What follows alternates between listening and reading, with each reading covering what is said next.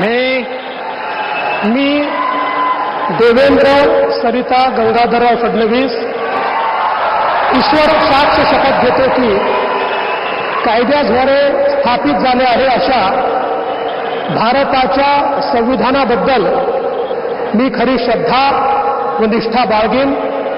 मी भारताची सार्वभौमता व एकात्मता उन्नत राखीन। मी महाराष्ट्र राज्याचा मुख्यमंत्री म्हणून माझी कामे निष्ठापूर्वक व सत्सद विवेक बुद्धीने पार पाडेन आणि संविधान व कायदा यानुसार सर्व तऱ्हेच्या लोकांना मी निर्भयपणे व निपक्षपातीपणे तसेच कोणाच्याही विषयी ममत्व भाव किंवा आकस न बाळगता न्याय वागणूक देईन।